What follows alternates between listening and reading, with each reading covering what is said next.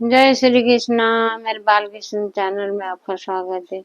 श्री गणेशाय नमः। श्री सरस्वती नमः। श्री रामानुजाय नमः। लक्ष्मीनाथ समारंभा नाथयानी मन मध्यमा देवी सरस्वती व्यासं वंदे गुरु परंपरा। कर्पूरगौरं करुणावतारं संसारसारं भुजगेन्द्रहारं सदा वसन्तं हृदयारविन्दे भवं भवानी सहितं नमामि। थाली भर के लाए रे खिचड़ो ऊपर घी की बाट की जिमा हमारो सामधनी जिमा बेटी जाट की। थाली भर के लाए खिचड़ो ऊपर घी की बाट की जिमो हमारो सामधनी जिमा बेटी जाट की। बापू हमारो गाँव गयो से ना जाने कब आवेगो। बापू हमारो गाँव गयो से ना जाने कब आओगो। उसके भरोसे बैठेगो तो भूखो ही रह जाएगो। आज खिलाऊं तन्ने खिचड़ो आज खिलाऊं तन्ने खिचड़ो काल छाछ की राबड़ी जिमो हमारो श्याम घड़ी जिमा बेटी जाट की। कर्माबाई बेटी जाट की। इनके जगन्नाथ को अभी भी इनकी खिचड़ी जाटों की खिचड़ी चढ़ती है। जब माँ का महीना आता है माघी संक्रांति वाले दिन भगवान जगन्नाथ जी इनका भोग लगाते हैं, खिचड़ी का भोग लगाते हैं। इनसे जाटों का भोग खाते हैं वो खिचड़ी का। कर्माबाई थी। कर्माबाई बोलते बोलते बाद में कर्माबाई रह गया नाम। कर्मा थी कि एक जाट के घर में जाट थे चौधरी थे। वो व्यापारी थे, उनका सेवा ले रखी थी। ठाकुर जी की सेवा करते थे।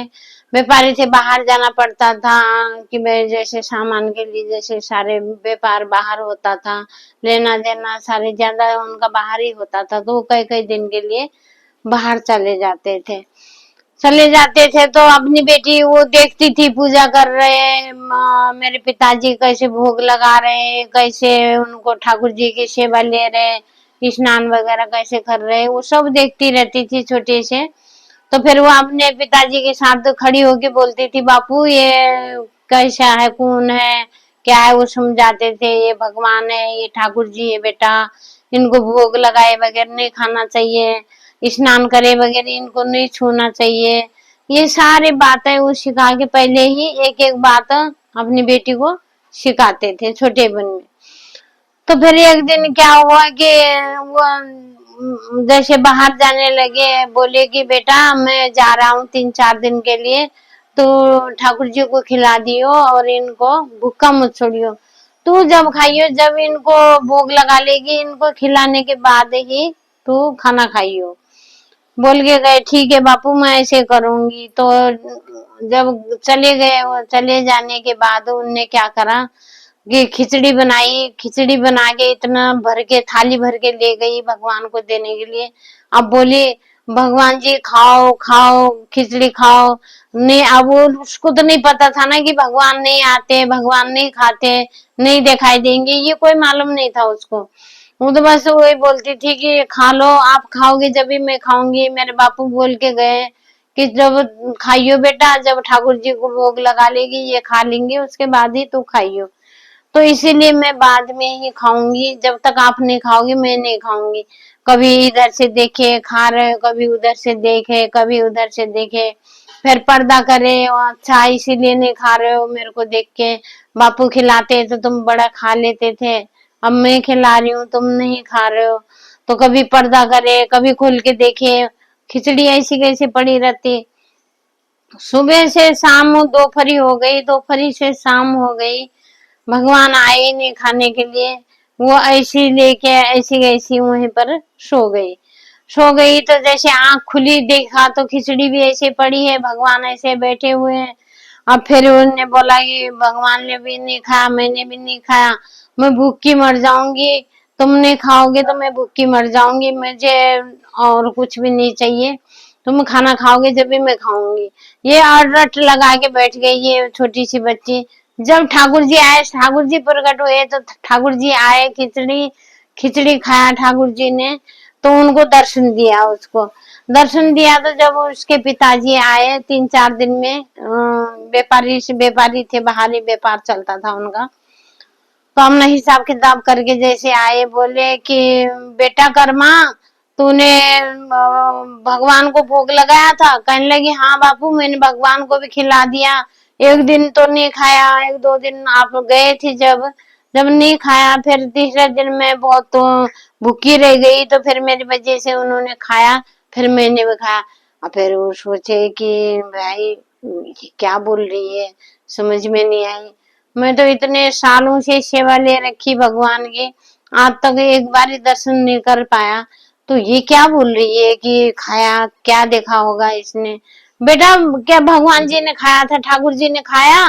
कह लगे हाँ बाबू, ठाकुर जी ने खाया, घी डाल के दिया था खिचड़ी, मेरे साथ ही खाया, मैंने भी खाया और ठाकुर जी ने भी खाया।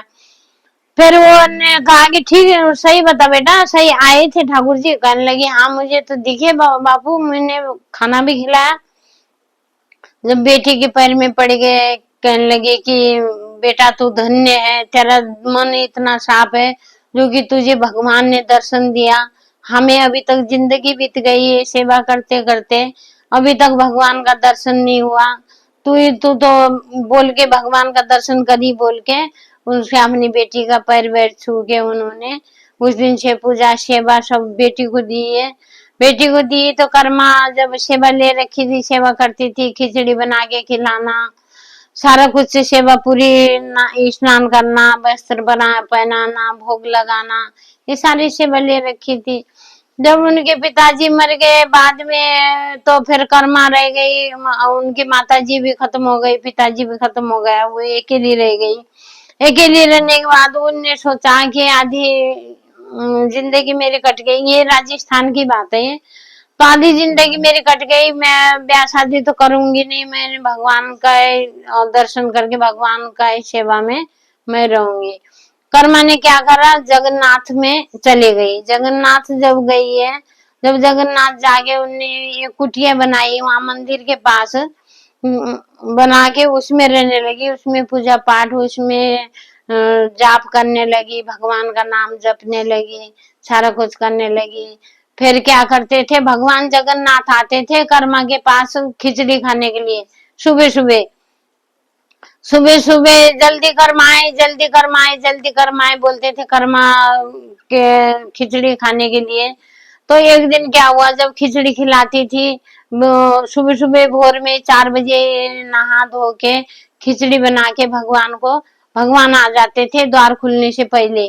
बाद में मंदिर का द्वार खुल जाता था, पुजारी आ जाता था, तो भगवान कहते थे जल्दी कर्मा, मुझे भूख लगी, जल्दी खिला दे, फिर पुजारी आ जाएगा, पुजारी द्वार खोल लेंगे, तो फिर मेरे को पता लग जाएगा उनको, बोल के भगवान ऐसे दर्शन देते थे कर्मा को। कर्मा के गोदी में बैठ के वो खिचड़ी खा के जाते थे डेली। तो फिर एक दिन क्या हुआ, जब एकादशी थी, एकादशी वाले दिन क्या हो गया, तो खिचड़ी बनाया कर्मा ने, खिचड़ी बनाया तो जगन्नाथ के भोग लगता नहीं है खिचड़ी का, क्योंकि एकादशी वाले दिन वहां तो जगन्नाथ के वहां तो उल्टी लटकी हुई है एकादशी, एकादशी वाले दिन चावल नहीं खिलाते भगवान को, खुद भी नहीं छूते चावल। तो एक बार घूमते फिरते नारद जी आए, जैसे नारद जी आए तो बोले कि माई माई क्या कर रही है, बोला तो उनने बोला मैं भगवान के लिए खिचड़ी बनानी है मेरे को, मैं कैसे बनाती हो, बोला तो उनने बोला मैं नहाती धोती नहीं, कुछ भी नहीं, अब नहीं नहाती, बुढ़ापा आ गया बेचारी को, जब बुढ़ापा आ गया तो उठ नहीं सकती थी, पहले 4 बजे उठ के स्नान करके खिचड़ी बनाना भगवान के लिए, सब कुछ करना। बाद में उससे कुछ भी नहीं होती। तो नारद जी आए, नारद जी तो हर जगह बीड़ा बजा के कुछ न कुछ बोलते ही है। तो आगे बोले कि कर्मा माए तू क्या बगैर नहाए भगवान को भोग दे देती है, नहाए नहीं तो बोले न नहाए तो भगवान को खिचड़ी बना के खिला देती है, ये तो बहुत बड़ा पाप है, भगवान को नहा के ही खिलाना चाहिए। अब जब नहाने लगी तो फिर क्या हो गया, देर टाइम लग गया, 10-15 मिनट नहाने में लगे गए। तो 10-15 मिनट भगवान को देर हो गई, भगवान गेट में आ गए कि माई खिचड़ी खिला, जल्दी खिला, पुजारी आ जाएगा तो फिर गेट खुल जाएंगे, द्वार खुल जाएंगे, मेरे को वहां खड़े होना है, तू जल्दी कर, जल्दी कर। तो उनने बोली कि फिर मैं बगैर नहाए नहीं खिलाऊंगी, मैं नहाने लग गई हूँ, नहा के बनाऊंगी। फिर भगवान बोले तू ऐसे बगैर नहाए ही मुझे खिचड़ी खिला, नहाने की जरूरत नहीं है। किसने बोला तेरे को नहाने के लिए? बोले नारद जी आए थे, नारद जी बोले कि भगवान को ऐसे खाना नहीं खिलाना चाहिए, नहा धो के जब साफ शुद्ध करके बनाना चाहिए, जब खिलाना चाहिए। तो भगवान ने फिर नारद जी को बोला कि अरे नारद जी जैसे खिला रही उसका प्यार है, उसका अंदर से उसका इतना प्यार है, इतना भाव है कि मेरे को खिलाए बगैर वो खाती नहीं है कभी। तो तुमने ऐसे बोल के उसे बेचारी को और देर लगा दिया, देर में बना खाना। तो उस दिन क्या हुआ, खिचड़ी देर में बनी, एकादशी वाला दिन था, नहाने धोने में लग गई हूँ, उम्र भी हो गई थी, थोड़ा अंधेरा उजाला में भी चलने में थोड़ी दिक्कत होती थी। तो जैसे वो बनाया, खिचड़ी बना के जैसे खाते खाते ही वो पुजारी का टाइम हो गया, सुबह आने का देर हो गई। तो ऐसे ही ठाकुर जी उठ के क्या करा, उसका अपनी मुंह पोछती थी ठाकुर जी का। उस दिन देर इतनी हो गई कि चावल खिचड़ी खिलाई, चावल का दाना जो है वो होंठ के पास लगा हुआ भगवान के।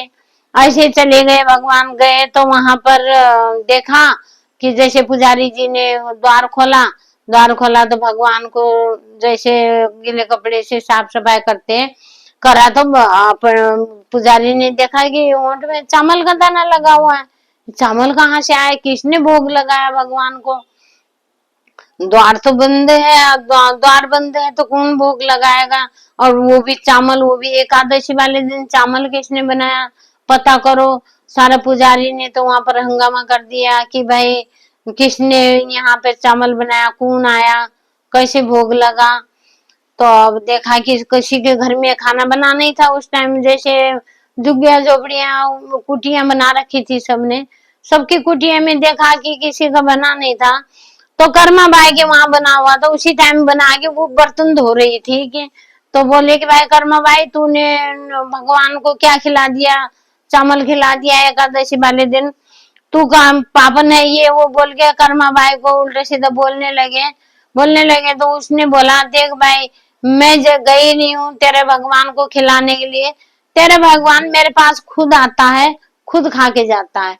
अब पुजारी हैरान हो गए, पुजारी बोले कि हम तो सालों साल हो गए मंदिर में, तो हमें कभी मिले नहीं ठाकुर जी, दर्शन नहीं दिया, तेरे गोदी में बैठ के खाना खा के जाते, तू सबूत देखा कैसे खाते हैं।